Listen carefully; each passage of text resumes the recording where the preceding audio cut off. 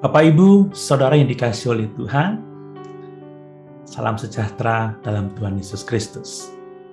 Saat ini saya akan mengemukakan renungan dengan tema kepastian keselamatan. Dalam Yohanes 1 ayat 12 dituliskan, tetapi semua orang yang menerimanya diberi kuasa supaya menjadi anak-anak Allah, yaitu mereka yang percaya dalam namanya.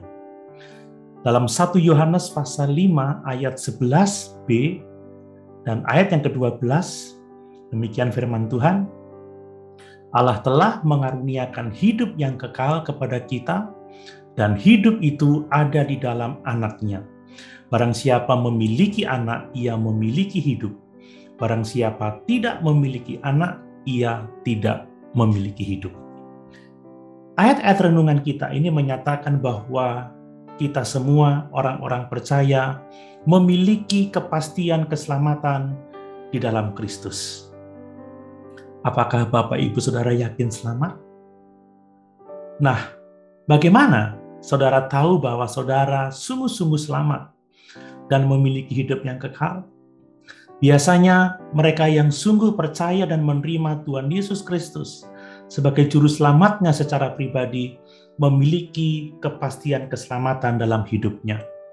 Namun demikian, ada beberapa orang yang mengalami kesulitan dalam menerima kepastian keselamatan ini karena pengaruh lingkungan di mana mereka dibesarkan.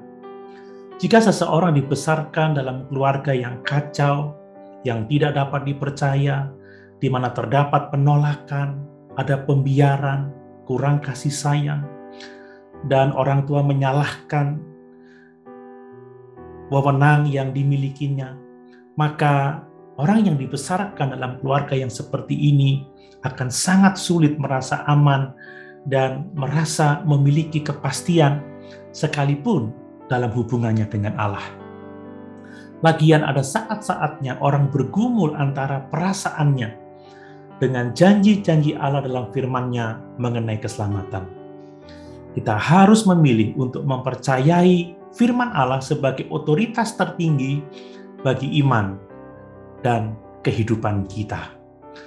Ada dua jalan untuk membangun kepastian keselamatan sehingga kita dapat mengalami damai sejahtera dalam hidup ini.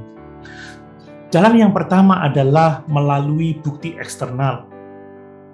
Sebagaimana akta kelahiran kita itu menyatakan bahwa kita adalah anak dari orang tua kita, maka firman Tuhan atau Alkitab adalah akta atau dokumen legal bagi orang percaya bahwa ia sudah diselamatkan. Sebagai contoh firman Tuhan dalam Roma 10 ayat 13. Sebab barang siapa yang berseru kepada nama Tuhan akan diselamatkan. Kemudian dalam 1 Yohanes pasal 5 ayat yang ke-13, semuanya itu kutuliskan kepada kamu supaya kamu yang percaya kepada nama Anak Allah tahu bahwa kamu memiliki hidup yang kekal. Ayat-ayat tersebut menyatakan bahwa saat kita percaya dan menerima Kristus sebagai juru selamat, maka saat itu juga kita diselamatkan. Kita harus mempercayai pernyataan Allah dalam Alkitab tentang keselamatan kita ini.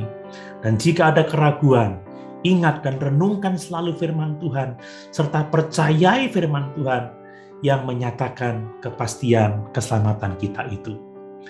Yang kedua adalah bukti internal dari keselamatan kita, yaitu bahwa kita telah menjadi manusia baru di dalam Kristus dan memiliki sifat baru di dalam hidup kita. Salah satunya adalah di mana kita selalu ingin hidup benar dan memuliakan Kristus sebagai tujuan hidup kita. Kita masih bisa berbuat dosa sekalipun kita adalah orang percaya. Kita masih hidup di dalam daging atau tubuh jasmani ini.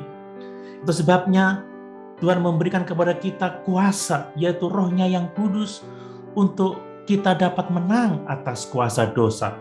Dan saat kita berbuat dosa, tidak berarti bahwa kita akan terus memulai keselamatan kita dari awal lagi. Allah tidak akan meninggalkan kita, tetapi Dia akan dengan kasih dan disiplin menuntun kita kepada pertobatan.